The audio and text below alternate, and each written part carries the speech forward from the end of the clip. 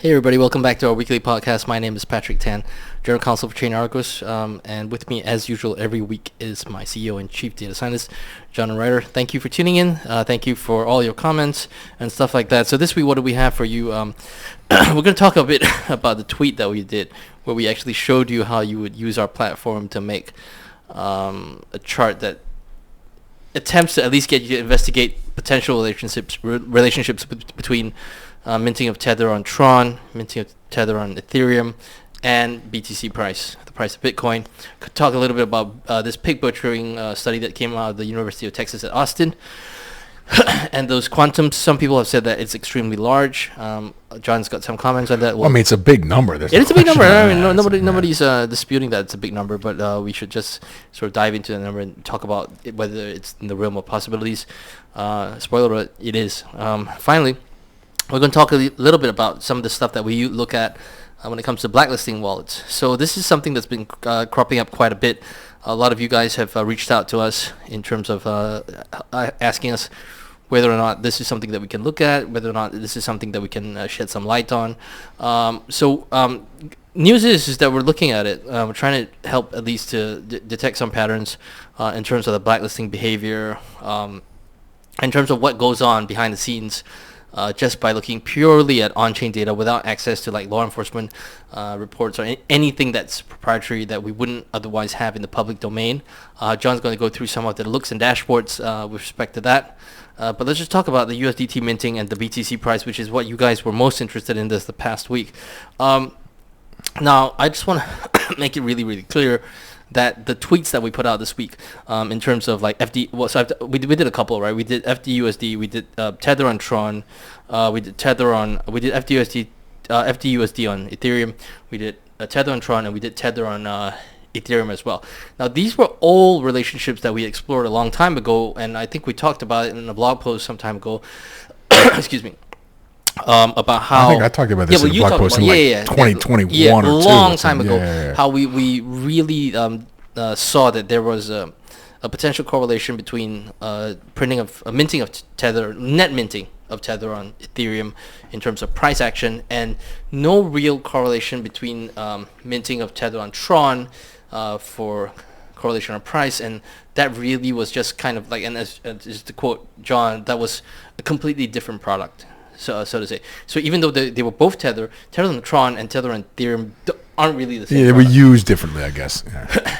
But as you can see from some of our more recent stuff, so what we did in those looks that we constructed over the past week was just look at like up to January 1st, 2023, and there was January 1st, 2024. So no. So we started January 1st, 2023, and we okay. looked at all the way up to like a couple of days ago. Okay. And we were trying to see like if there were any spikes, and obviously, if you were really to calculate correlations in this relationship, what you would do is, if you had access to the platform, you would suck out this data via API or as a CSV file and feed it into something else that had other signals and stuff like that. But just very, very quickly have a visual representation as to whether or not this is something that you should even bother to sort of investigate further. Yeah, I mean, we're not going to get into this in detail, but like you definitely want to look at price return, not absolute change in price, whatever, that kind of stuff. I mean, historically, it's pretty well documented. We've certainly documented. I think other people have looked at this, that there is some kind of relationship between the minting of Tether and some prices sometimes. If you cut by chain, as you alluded to, there was a period where minting on Ethereum really was pretty connected to changes in price, whereas minting on TRON really was not. And people who looked at sort of the all munged together minting of tokens overall didn't really get anywhere. It did not help that a lot of the minting on TRON was in fact chain swaps from Ethereum. Chain swaps are not new dollars coming in the system. That's right. Even if you think the dollars are all fake, on a chain swap, the number of fake dollars doesn't change. I'm not saying they're fake. I'm saying there are no new fake dollars, right? They could all be real. They could all be fake, whatever. But yeah, the more recent you look at things and you now see, this is anecdotal. This is not science. Right? None of this is science. You see, there's possible to do science for some of these things, but there's not enough observations more recently. Right. You see a quite large print right at the recent whatever bottom before a move up in price begins that doesn't prove anything, and maybe from a scientific perspective doesn't even suggest anything, but it kind of begs the question in that maybe you should look at this, or maybe it's time to reconsider that. Maybe not. Again, the largest user, producer, source of Tether on TRON was FTX Alameda. They've been gone for quite a while, so it would not be surprising if activity picked up and it was a new party, that maybe things are not as they used to be. They could be, more legitimate, less legitimate, different direction, different customer base, whatever, but we know that it's not precisely the same group of operators now, because the other dude's in jail and the company's shut down, and it's not like, whatever happened with Sam Trabucco, he's not secretly running a crypto trading firm that's a customer of Tether. He could be doing it from his boat. I think we'd be pretty astonished to find that out. And Caroline Ellison's, those people aren't doing it, so it's at least a bit different. Exactly what's going on. So it looks like it may be worth revisiting some of those questions. For a long time, I was pretty publicly disappointed that people were trying to find price signals and sort of cherry picking cases without really being scientific about it, when you could cut in directions that made that kind of easier. And they did not demonstrate that Tether overall was associated with price changes, but they did demonstrate that in certain situations it seemed like it was. Non-chain swap related mints on Ethereum. That's a specific thing, but science is about being specific. So I don't know whether it would be worth revisiting some of that, or exactly how one would do that. Historical stablecoin minting and burning data is the inability to get that information is sort of part of the deep origin story of this business, in my attempts to get that data from somewhere and then have to construct it myself. So with respect to that tweet and that video that shows you how we built that looking dashboard, I guess the thing that we wanted to sort of, that's just like very superficially kind of like, just the tip of the iceberg in terms of the depth that you can go to. But the point of the exercise is just to see, is there anything worth investigating? Is there anything worth spending time on to do a deep dive? And it looks like there might be. Yeah, there may be worth doing a little work on that. So that was the point of it, and it's not meant to be like, this is a signal here. No, this is just like, this is the precursor to your homework assignment. It's not even. Yeah. Okay. It's like the class exercise, so to speak. So let's move on to that University of Texas at Austin report on pig butchering. And we've seen this number, 75 billion was the estimate. So just a bit of a few stats if you guys haven't read that study. So essentially some researchers at University of Texas at Austin, they're the same ones who were trying to examine the same thing that we just spoke about in terms of Tether minting and BTC price action. So they came up with a new bit of work, and the work that they looked at was they examined like 4,000 wallets, something like that. So it's 4,000 scam cases. Scam cases, that's right. 4,000 scam cases. Yeah, I correct myself. So and they figured out that the total amount that was scammed was somewhere in the region of 75 billion. Well, so, to be a little more specific, so they're not saying that those 4,000 people lost $75 billion. They're saying that $75 billion went into the locations that those 4,000 victims sent their money to, which is fewer than 4,000 destinations. Okay, so that's a specific quantifiable statement. I don't believe that the list of wallets is public. I'm having an academic collaborator of mine try to contact this guy, and I'll see if I can get the data. I'm sure we can verify it. I'm not suggesting that it's not right. I'm curious what the overlap is with our database of such addresses. There are many databases of these things available. So we published some work demonstrating connections among a bunch of different sort of scam networks. So we began, I think the simplest work, and the whole point here was to be, tight, 3 or 4 cases, and it was either 4 or 5 victims. So it was, to be more precise, it was cases, exactly 4 cases. 4 cases, okay. So it's 2 cases in China, 2 cases in the U.S. Okay. And just from those flows, I think that's 5 victims, because I think one of the it US was 5 victims, but I think it was combined because some of them there was some correlation or something like that. So one was in Tianjin, and one was in Guangzhou, and then there were 2. One was in California, the other one came out of Florida. But just in terms of flows, and we're not saying that the total amount that was stolen was a billion, but just in terms of flows into these wallets downstream, we've done some additional research, was about $1 billion. Yeah, so we saw the money into the top of the funnel was not that large, although it was orders of magnitude bigger than what the specific victims we knew about had lost. We saw that the money onto exchanges going out was about $1 billion added up across these either 4 or 5, whatever starting points. So these guys have looked at 4,000 victims, which is 1,000 times as many victims, and they've found less than 1,000 times as much money going in or whatever. And how do I say? Sorry. Yeah, and as far as going out, they found 75 times as much money coming in as we found going out. So if you have 1,000 times as many victims, and we find $1 billion going out, and you find 75 billion going in, it doesn't really prove anything. But it definitely says that based on what we've looked at, it is plausible that with 1,000 times as many victims, you'd find 1,000 times as much money being lost, and certainly 75 times as much money being exfiltrated. Reasonable. Suggests that we can't expect a linear relationship between number of victims and the amount that flows through these things. I mean, if we had found that for the initial set of victims, say that 10 times the amount of money was being exfiltrated, okay, fair enough. Then it would be difficult to believe that this much money was coming out one side, right? So if we looked at, say, $10 million total going into scam wallets from a couple $1 million in losses, and we found $30 million out, and these guys came in and said we found $75 billion going in, I think that would be implausible. I will note we have seen quite a few situations where the scam input point, so the wallet reported as the place where the victim lost their money, receives money from other scam-related wallets, right? So I don't know if some of this is recycled back, right? Or if you've got situations where people pay one scam and that scam happens to feed into a different scam before being exfiltrated. Yeah. So there is almost certainly some degree of double counting here because we don't know exactly where the line between victim and scammer is concerned. Also, if you scam me and then you get scammed by somebody else, that's $2 of scamming, but it's $1 lost in some sense, right? So there's at least a little bit of that going on. But order of magnitude, I don't find it impossible to believe that tens of billions of dollars were lost if you look at thousands of victims. I will also note that the number of victims is definitely larger than 4,000 because that number isn't very big. We have access to one U.S. court case. This was in some follow-on work that we published expanding the net for things.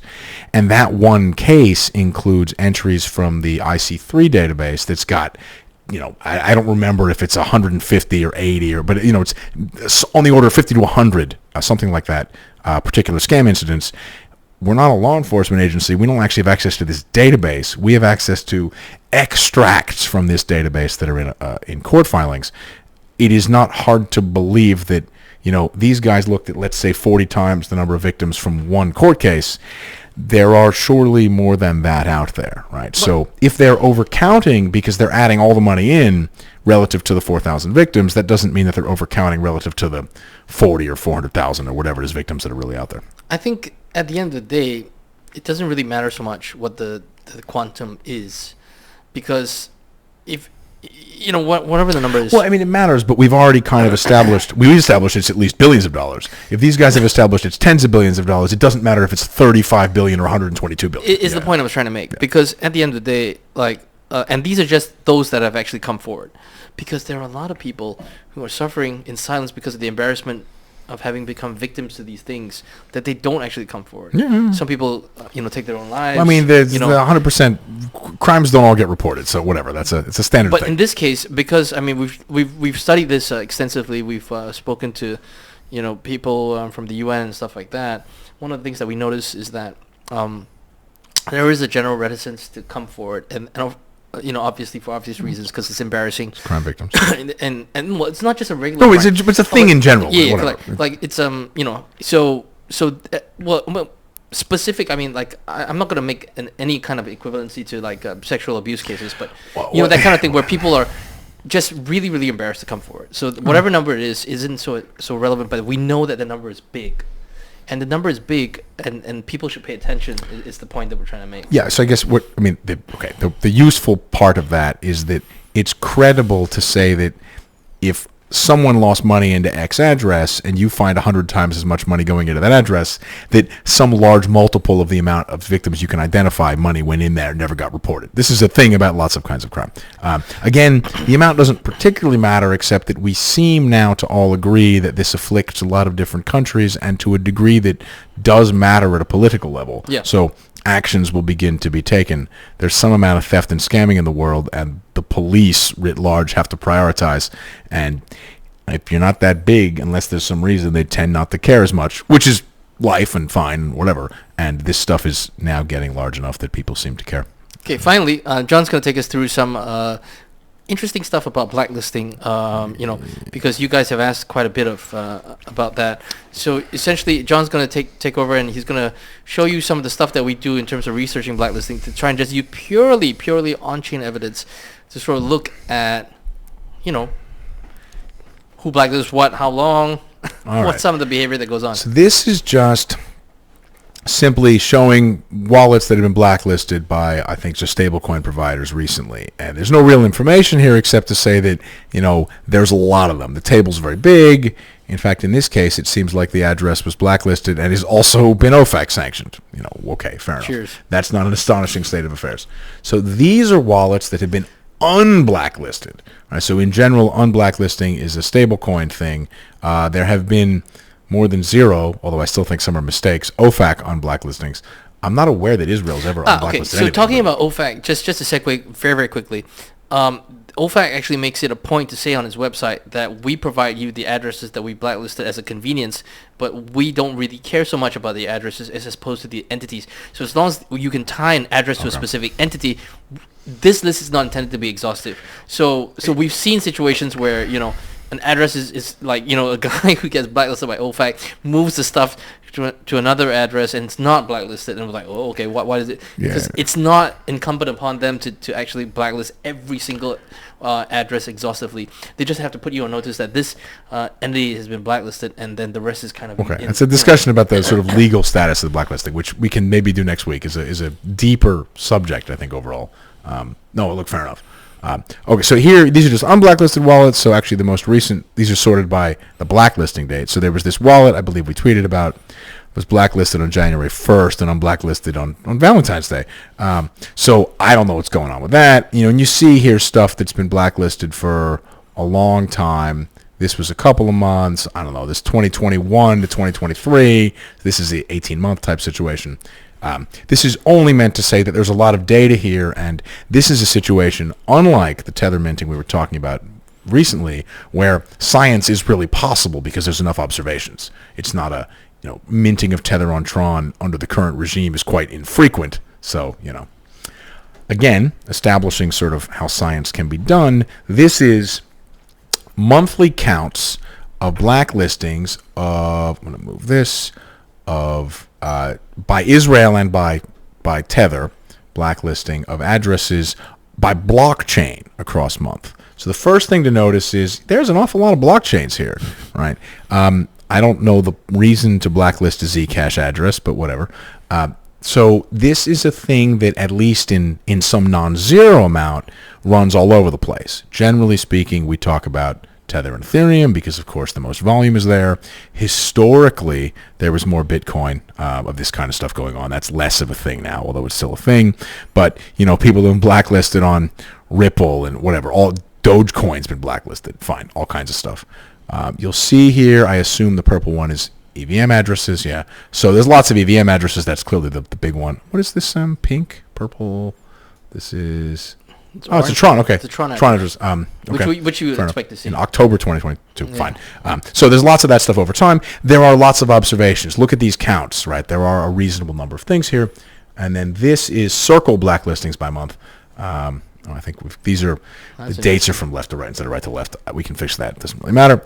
But again, you're seeing there's a fair amount of stuff here. Circle is a less active blacklister than Tether, but these are numbers that maybe you can do science. Right? There's certainly observations to be had here.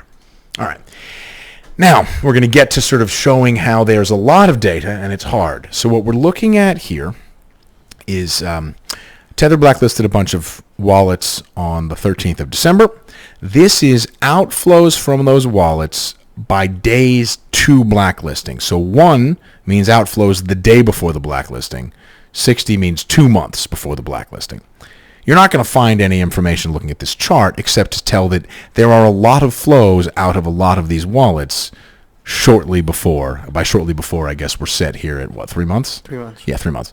90 days to blacklisting. So there's a lot going on here. There's a lot of stuff to look at to figure out whether or not, in this particular case, people seem to know that it's worth moving stuff out before blacklisting.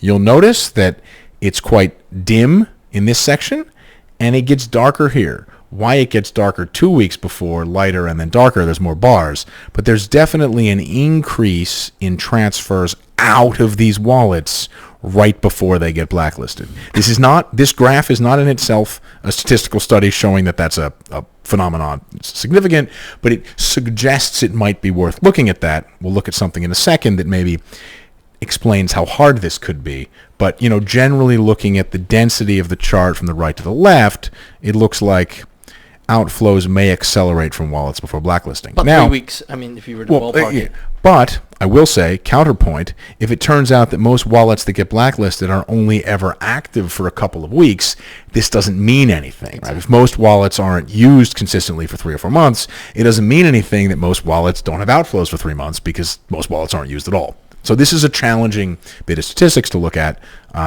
We're thinking about how to do that. I know a couple of other people are thinking about how to do that. If people have ideas, we're happy to talk about them.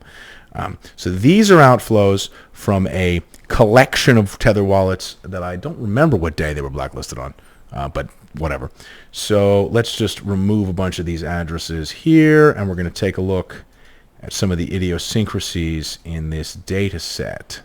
So the question here is there a pattern of activity before blacklisting?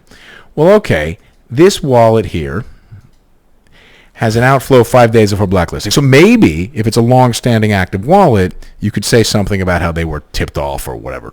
Maybe. Look at that one. I don't know. Is that more active on the right side or the left side? I got nothing, right? Is that more active? Maybe. But a week and a half? Not really sure. This wallet's active all the time. This looks like somebody that got blindsided, right? Had no idea what was going on. This wallet, again, is pretty even. Now, this guy...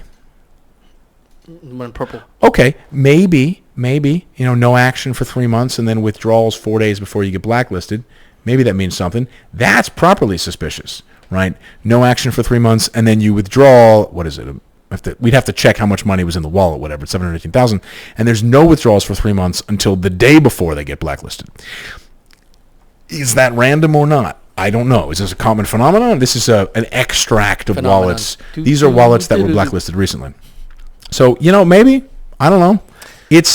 These are challenging questions, but there is enough activity here that statistics should be possible. You should be able to analyze it. And so maybe conclusions can be made. I'm not aware of this kind of thing being studied. This doesn't have a close analog in another area of science. Yeah. Right? So it's not like you can just copy a technique. So here's the interesting thing, though. Let's say, for instance, you're a criminal. So you're not going to leave, you have a couple of safe houses, a couple of stash houses. You're not going to leave everything for an extended period of time. You just keep moving your product. Yeah, it's perfectly believable that wallets are not active on average for long periods of time. This last one is just meant to tell you, how much money is going on here. So these are balances of these wallets. These are all wallets that were blacklisted on the 1st of December 2023, and these are the historical balances in those wallets by date.